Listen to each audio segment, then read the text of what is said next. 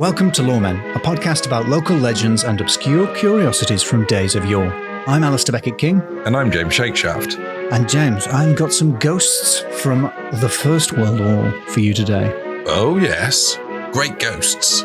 From Raymond Lamont Brown's book, A Casebook of Military Mystery, I hope you are ready to have your bones chilled and your blood also chilled. I don't think you can ever be ready for that, but I'm as ready as I ever could be to have my blood and bones chilled. Then hop aboard, come this way, and listen to me as I share with you two tales of Gallipoli ghosts. Oh, blimey.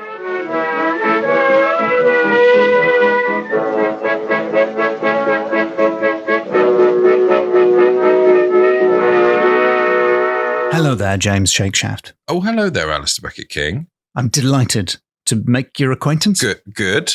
I mean, it's taken a while, but I'm glad you got there in the end. It's nice to finally meet you after so long. I thought you've been making your decision for a decade. Yeah, we're now officially friends after all these years. I thought you were like, it's been 10 years and it turns out I am happy to have made your acquaintance. Touch and go there for a couple of years. Very happy to have made your acquaintance several years ago when we met. A couple of weeks ago, you told me the story of Sandford Orcas. Oh, yes. The house, not the whale. Yes. And while I was looking it up, I stumbled across a book called A Casebook of Military Mystery, which, such a good title, I simply had to read it. It's a book from 1974 by the prolific Scottish author Raymond Lamont Brown. This guy wrote a lot of books.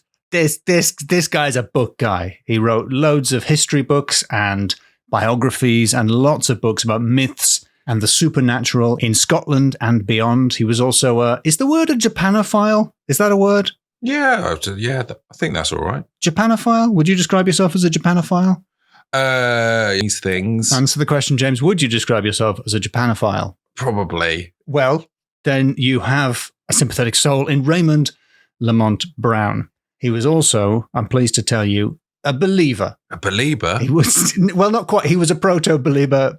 Bieber was not around yet, so it would have taken a lot of faith to believe in him before he existed. Wait a minute. We did a little etymology corner, which will be in the bonus episode, but so Justin Bieber is to a believer. That means a believer is just a fan of beavers. Yeah, belief is to beavers as believe. Believe. Do Bieber fans say that? I believe. Yeah, I think that's what they shout at his concerts. I believe in you. I believe in you. They surely don't say that. Go on, Justin. I believe in you. I mean, how old do you know? He's got to be about 40 by now, Justin Bieber. No, I think time works the same for him as it does for us. Does it? No, come on. He didn't do that deal with the devil. Well, as well as being a believer, Raymond Lamont Brown is a believer. In beavers. In a spiritual universe. And beavers. From the foreword of A Casebook of Military Mystery, 1974. Raymond Lamont Brown believes in a spirit universe just as real as the world of the living, for ghosts do not all rattle chains and haunt drafty old Gothic mansions, or appear headless and wearing old-fashioned clothes. They are just as likely to use the telephone, drive a car, play a musical instrument, or enjoy a game of chess. Has he confused ghosts with people? I think so, because even if you think that's true, surely ghosts are less likely to drive a car than they are not drive a car, because cars have existed for a fraction of human history. Yes. Ghosts are much more likely not to drive cars, surely. And I've got a few stories for you from this book in which ghosts do absolutely none of those things. Not even play chess? They don't even play chess once, nor do they use the telephone. A couple of the stories we're not going to cover for you now from the contents page. A phosphorescent GI. Ooh. A potpourri of revenants. Really struggle to understand that. Apparently a potpourri or potpourri could just mean mixture, not necessarily a mixture specifically of nice-smelling dried petals and leaves and things, but just a mixture. I thought that was following on from the phosphorant GI. There'd be like some sort of soldier that was made of potpourri. The most deadly soldier of all. I don't think I would use the word potpourri in relation to revenants, because I don't imagine zombies and resurrected people smelling that nice. No. Don't make me think about smelling things. No. You wouldn't have a little bowl of zombie fingers. in your bathroom? No, not even your nan would. No. You wouldn't mistake a bowl of zombie figures for crisps in a hilarious sketch from a sitcom in the 80s when Mr. Nakamura was coming round for dinner. People in the 80s were terrified of Japanese bosses, weren't they? The worst nightmare you could experience in the 1980s was being told what to do by a Japanese man. How many times did any boss come to your actual house in the past? Did they not have restaurants in the 80s? I mean, I struggle to understand a lot of things because I've never really had a proper job. But I think growing up, perhaps it's watching American sitcoms, I was under the impression that people were afraid of being fired more than they are in real life.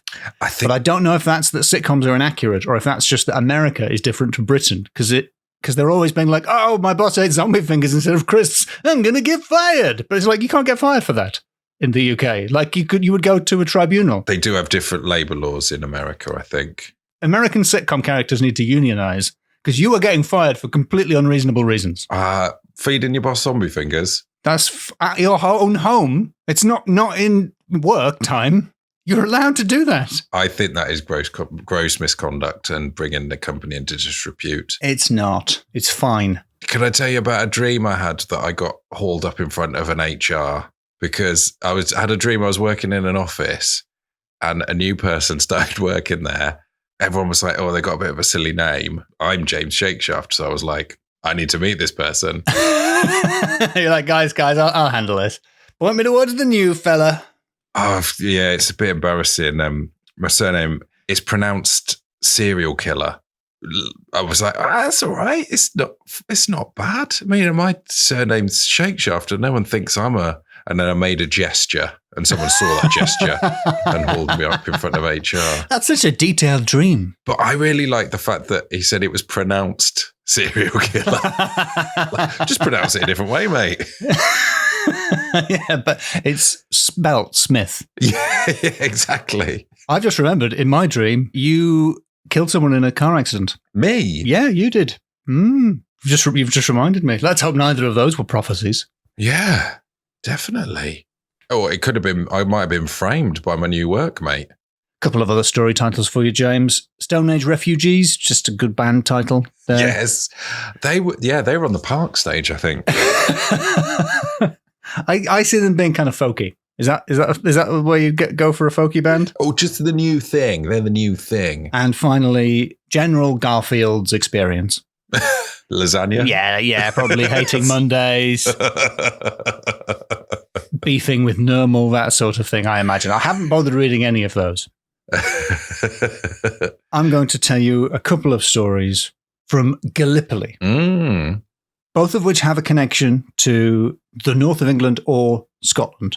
Now, I don't know a lot about historical battles. I'm just pausing for the listener to gasp.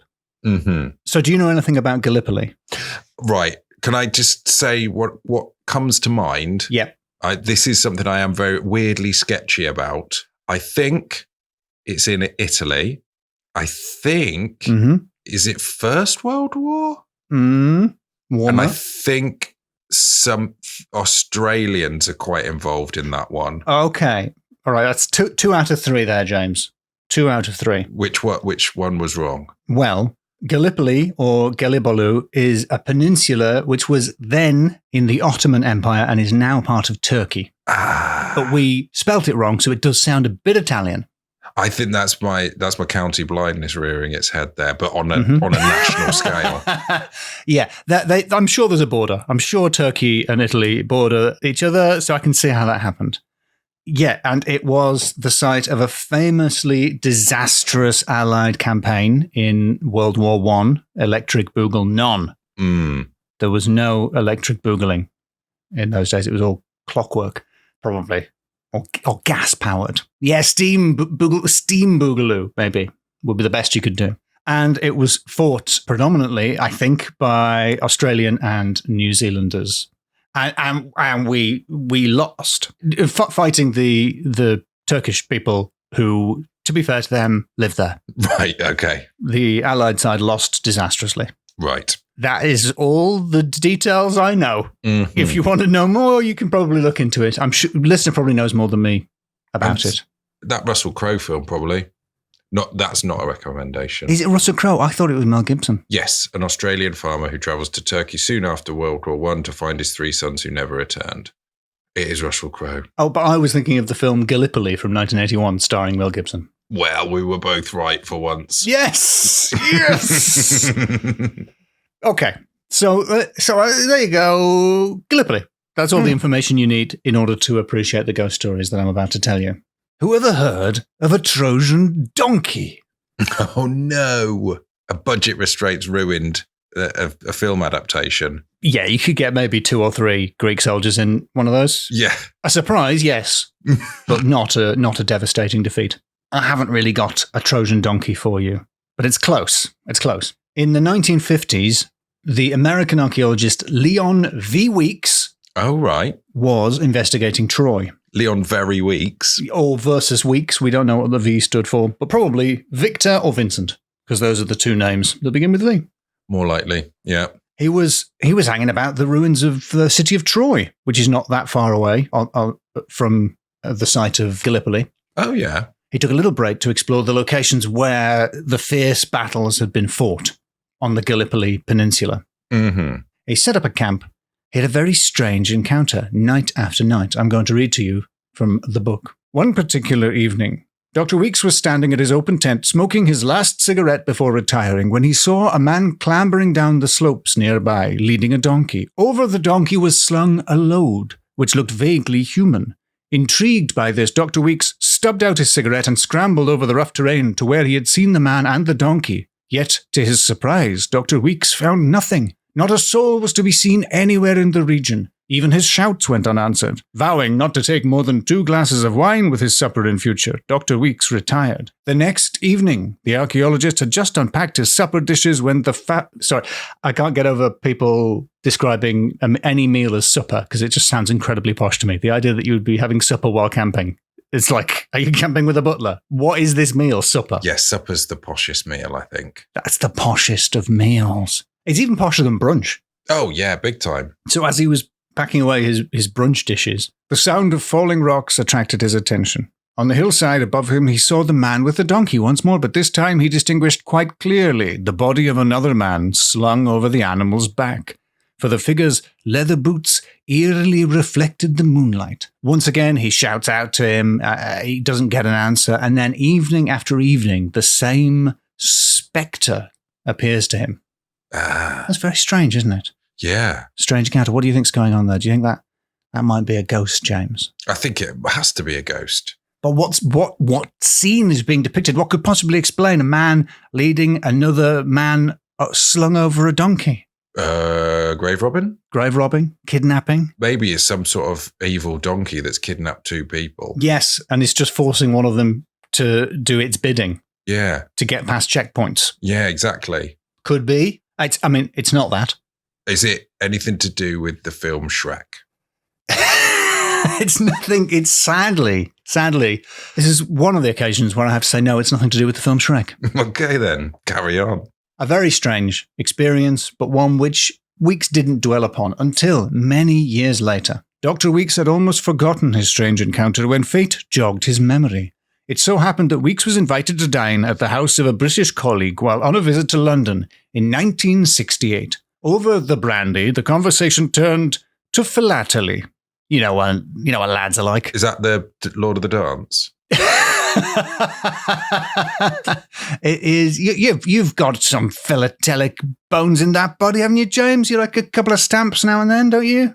Huh? Like any old blokey blokes and lads together. They like their stamp collecting. Philately. Oh, right. I thought it was because stamps as well would be Michael Flatley, the Riverdance guy. Something else you would do with your feet. Yeah, it's confusing. Be well within his wheelhouse. Well, I'm going to send you an image of one of the stamps that Weeks' English colleague showed him. Now, it's not a particularly expensive stamp. You can get it for a couple of quid, I think, even today. It was get it for 5 days. The 5 penny. You could get it for 5 dimensions in those days, 5D.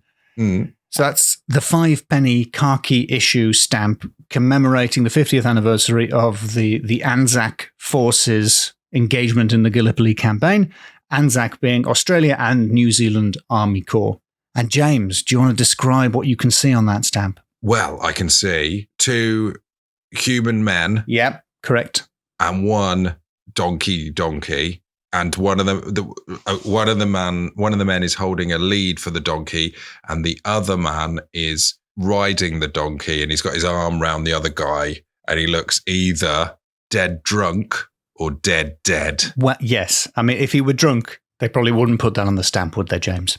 I don't. Even Australians, we know they love a Foster's now and then. Yeah. We know they love a Castlemaine 4X. Yes. But even Australians probably wouldn't celebrate a soldier being drunk. He is a wounded man being led on a donkey.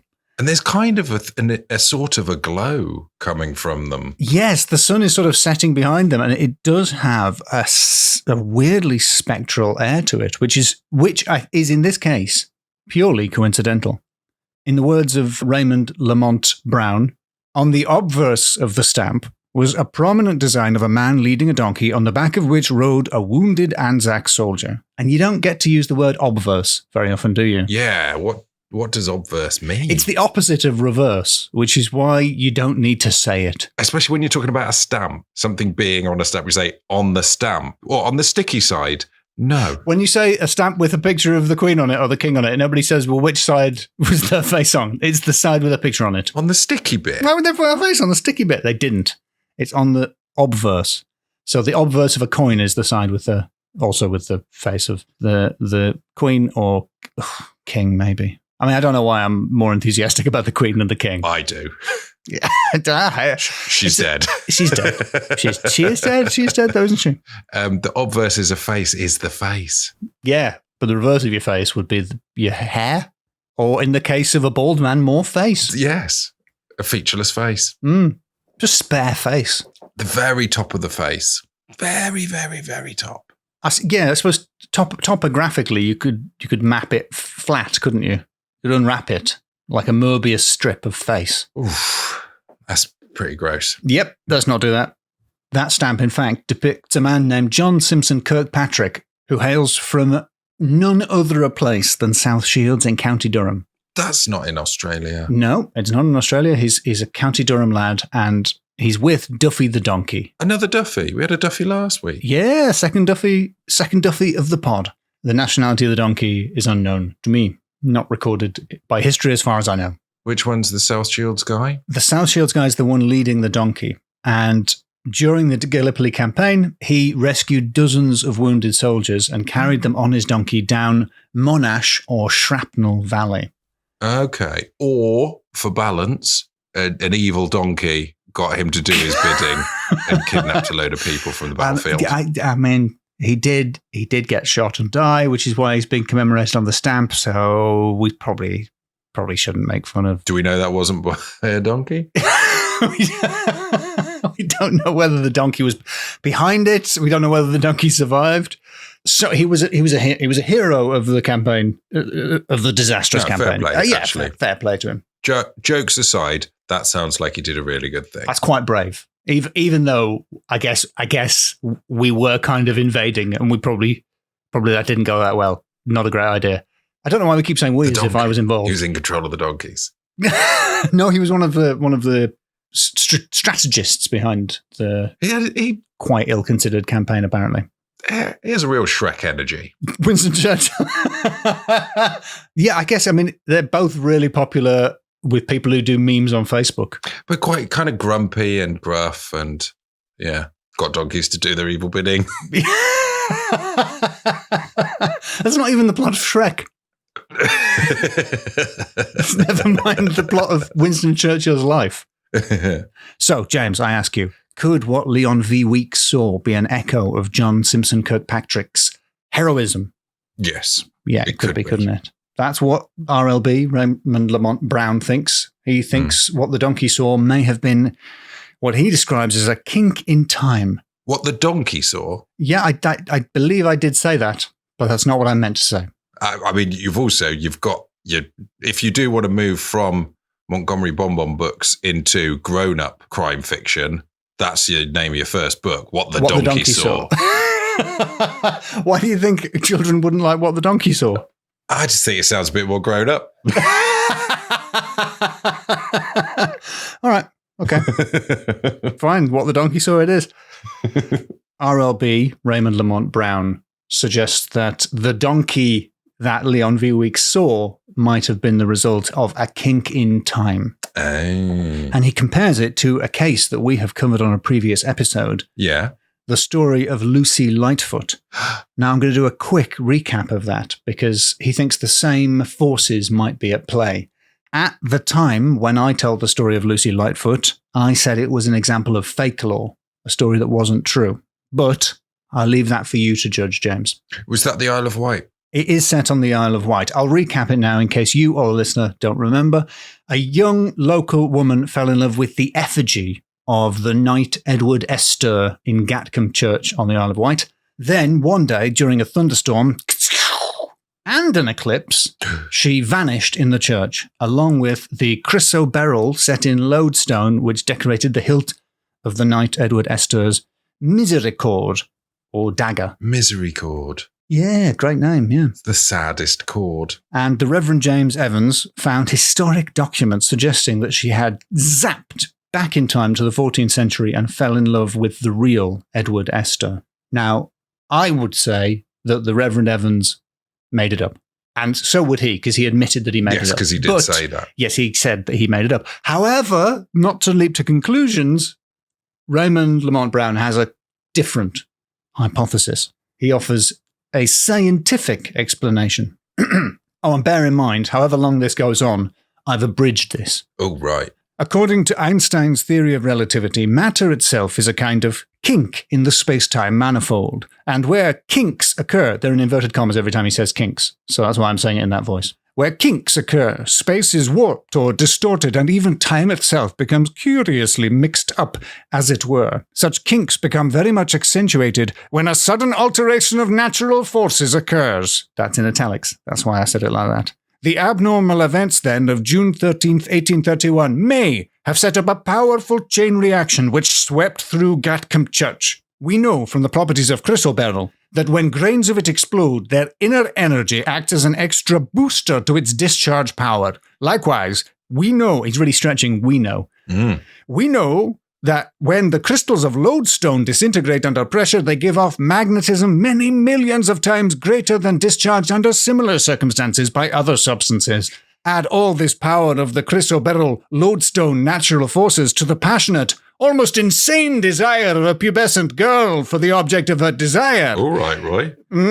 And there is a force of mental chemical power so potent as to bend time and space. Or at least this is what Einstein's line of thought suggests. Yeah? Yeah. Sorry, Ray. I called him Roy. I meant Ray. Science, space, time magic, and just sort of horniness explains it. He made it up, which he did do because he admitted before this book was published that he made it up. Oh. Still, you don't know. We just don't know. So it could have been that in the donkey case. Could have been that. Could easily have been that. Could easily have been that. So that was the story of the not really Trojan donkey. Oh, it's love. Yeah, no, not really. None of the men were inside that donkey. No. As far as we know, no. My second story for you begins.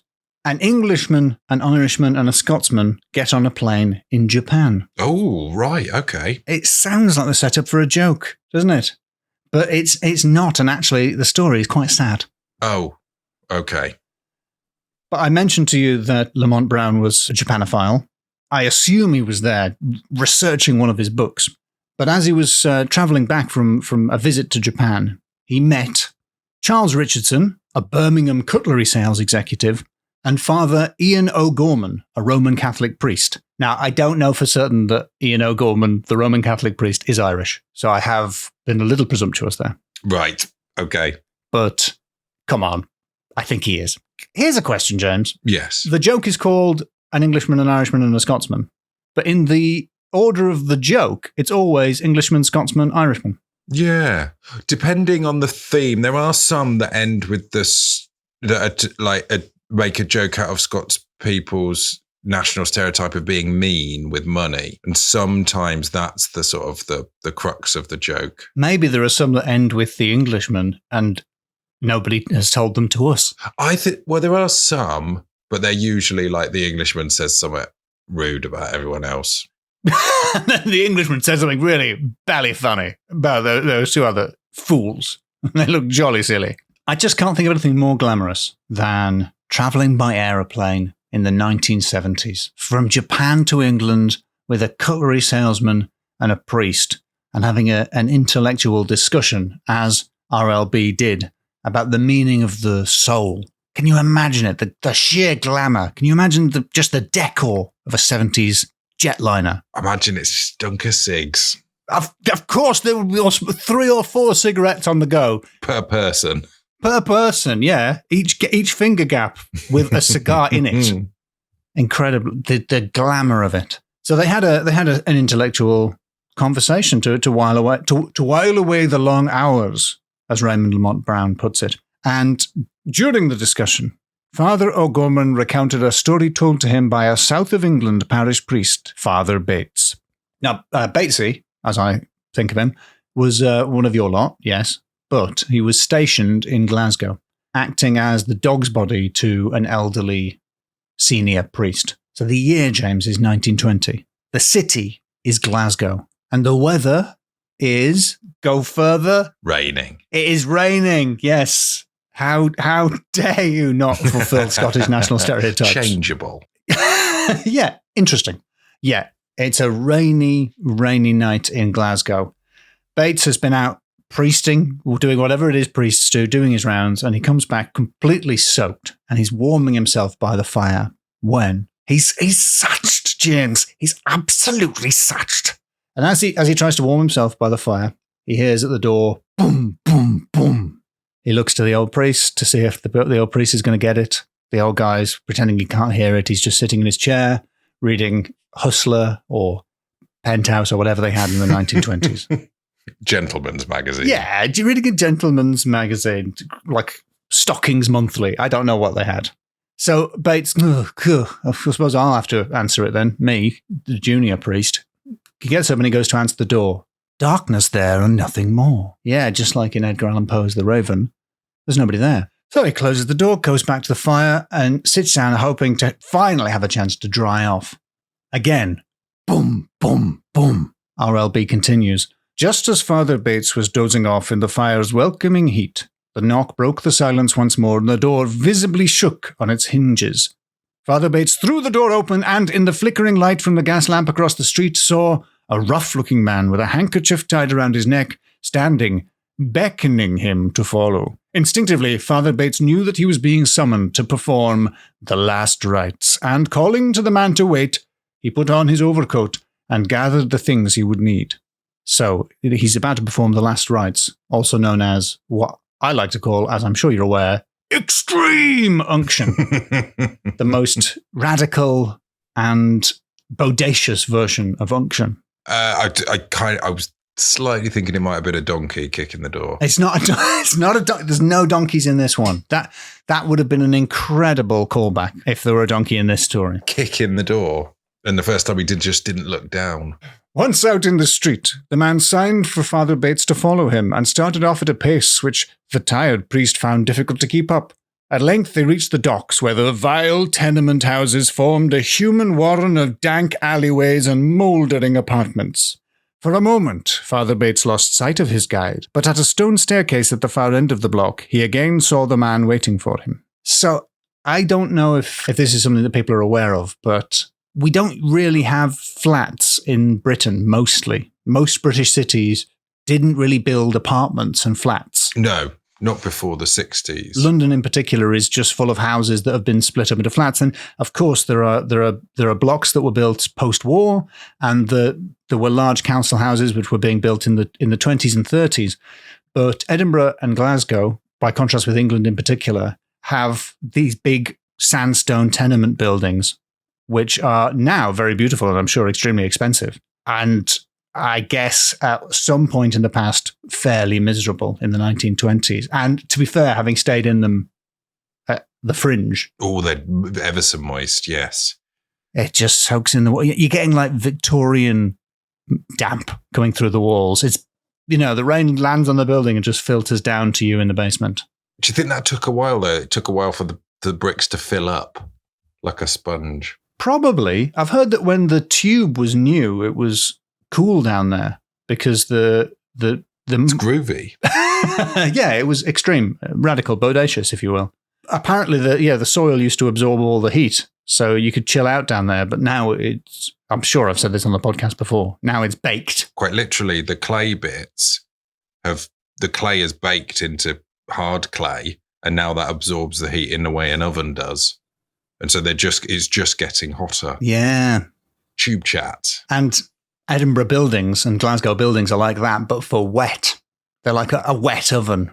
So up the echoing staircase they go. And again, if you've stayed in one of these buildings with an a cappella singing group, as I have, you know how echoey these stairwells are. So that's the stairs. They climb up the stairs and they reach a one-room flat known locally as a single end. I guess we would call it a bedsit. We'd call it the fully furnished living accommodation space. Yeah, I mean, obviously we live in London. Sorry, you don't. We both lived in London, so we would call it an incredibly spacious living opportunity. And the priest's guide reveals to him a man lying dying in a bed.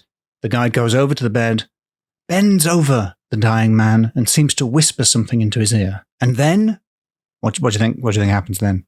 It's definitely no donkeys. It's not going to be a surprise donkey. I'm not double bluffing you on the donkey thing. He bends over the dying man, whispers something in his ear, and then he vanishes. Yes, The one with the handkerchief or the man in the bed? The man with the neckerchief. The man with the neckerchief vanishes, leaving just the man in the bed alone. So remember, this is like fourth hand. So this happened to Father Bates. Father Bates told Father Ian O'Gorman. Oh, right. Ian O'Gorman told Raymond Lamont Brown. He told me, and I'm telling you. So this is solid gold fact. The man vanished in front of his eyes. The priest goes over to the dying man, somewhat startled, and speaks to him. This is quite spooky. It's very serious. However, I'm going to do it in a Glaswegian accent, which is not meant to be taking the mick. I hope that it doesn't sound bad. "Oh, Father," gasped the man lying in the bed. "You've come at last. Archie Moore told me he would fetch a priest, and he's kept his word." "But where has Archie Moore gone?" asked the still puffing priest.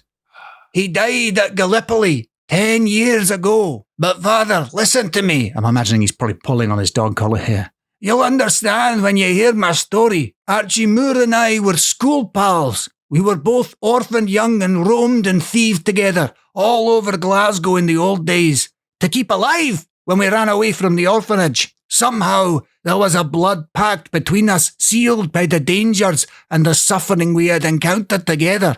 We even went out to Australia together and joined the 29th Division at the same time and were both sent to Gallipoli. In the last week of April 1915, the 29th landed at Hells."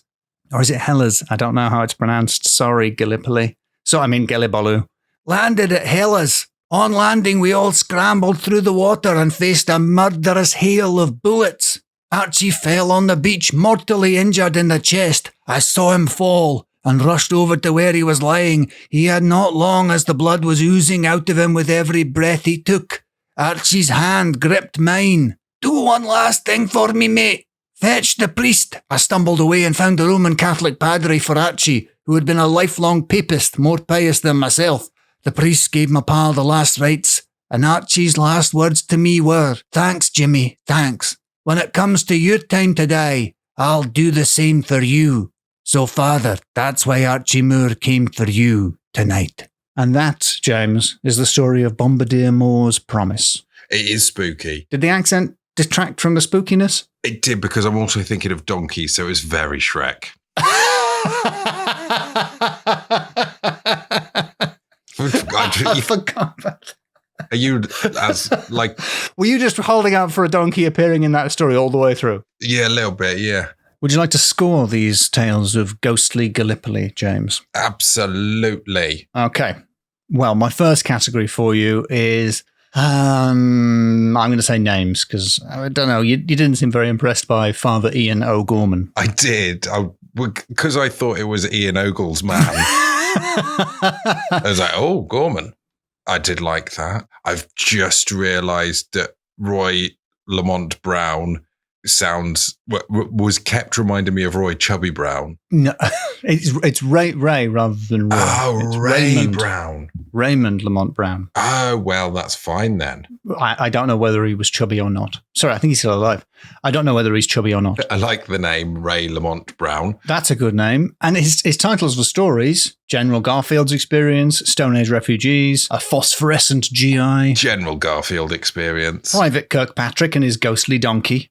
I didn't actually tell you that title, but as you can imagine, I read it in the contents and went straight to it. Absolutely. Yeah, all great. All great. Not many double entendre hilarities, but just a lot of solidity. No, but that's because you thought the priest was called Father Ogle's man. Yes. So that set a bar that no real name could ever reach. That's true. So 3. Okay. Fair enough. But they're good short story names in that. Second category, and I'm hoping to pull back a lot of points here. Supernatural. Oh, very. Ever so. Ghosts vanishing before your very eyes? That's how you tell they're ghosts and not just a human driving a car or playing chess. Mm-hmm. That's one of the main ways that you can tell that something is a ghost. Because you can't tell. They could be playing chess for all you know, or using a telephone. Ooh. Next time you see someone using a telephone, ask yourself, are they a ghost? Are they alive? So you see someone cheating on a pub quiz. Are they a ghost? The other one, the reveal of the stamp and the ghosts that guy saw, donkey ghost, helpful man ghost, and wounded man or maybe men ghost, because it could have been a different man each time, yeah. Person each night, yeah. Yeah, it's good. It's good. I've got to say, if we were playing the pub game with this stamp, I would be coining it in. Mm-hmm. We've got the donkey, we've got 2 men. Yeah. That's 8. That's at least 8. That is, yes. Yeah, I think it is a 5. It is the amount of D's that stamp was worth. 5. Yeah, the 5 for the 5-penny khaki. Thank you. My next category then, James, is ghost stories are like onions. Oh, yeah. I'm trying to do Shrek's voice there, because in Shrek, he says ogres are like onions. Right. Because they have layers. And I'm saying ghost stories are like onions because the ghost stories have layers, but also... Basically, I want you to just give me the number of points that there are Shrek films. But there's a new one coming out. Yep, Shrek 5. Shrek 5. Shrek 5, yeah. It's been announced. So and the Puss in Boots spin-offs. Well, if we're including the spin-offs. Did he not say the ghosts are like... Does he say... Because these ghost stories are like onions because they're multiple layers. They are. Because there's layers. I'm telling the story that was told directly to Raymond Lamont Brown. I'm now telling it to you. Bates told Father Ogle's man. And the second one was very moving. In fact, like an onion, it made me cry. Oh, did it? A little bit, yeah. So I put a spoon in my mouth because that's what you're supposed to do, it says on the internet. To avoid crying while cutting onions or just in all emotional situations? It's going to be hard in the middle of a really emotional argument. I guess it's something to do with the onion rather than just to keep that stiff upper lip. So in that case, yeah, it's got to be 5. The amount of layers that this story went through to get to me, I think, is probably 5. Okay, 5 points, 1 per Shrek film, including the announced but not yet made Shrek 5. And finally, yes, a somewhat related category, a potpourri of donkeys. Smells like donkey. Or potpourri of donkeys. Don't really know how to pronounce it. Potpourri, we called it when I was a kid. Potpourri. But we pronounced the T. But as an aspirational middle-class person, I've dropped in and tried to say it all French-like. Potpourri. Potpourri. Double entendre. Of donkey. It's raining quite heavily here. I don't know if you can hear that. I don't know if that's coming out on the recording, but it's raining like a haunted Glaswegian tenement. I realise now that I've said that. Potpourri of donkey. I mainly wanted to say a potpourri of donkeys. There was actually only one donkey. Well, we don't know. It could have been multiple donkeys. He could have been getting a fresh donkey, a fresh ghost donkey every night, for all we know. I mean, yeah, you're right. The donkey Duffy wasn't, as far as we know, shot. So why would the donkey be coming back as a donkey? He would have to get a loner. Yes.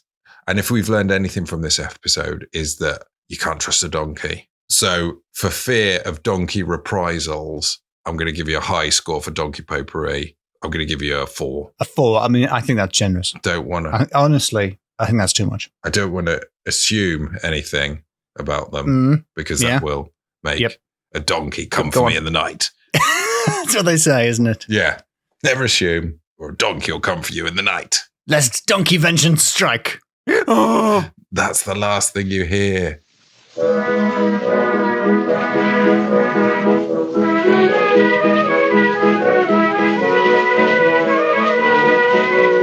Well, there you go, James. I hope is your blood chilled? Absolutely chilled. And your bones? Yeah, very much so. Good. What could the listeners do if they want to hear more of that, Alasdair? I would suggest they hop on over to patreon.com/loremenpod and support the podcast, and in exchange receive access to the Lorefolk Discord and also get bonus episodes. But thank you very much to those people that already do support us, and thank you to you, the listener, for giving us a 5-star review. Go on. Thank you very much to Joe for editing this episode, and thank you. I've run out of people to thank. Thanks, donkeys.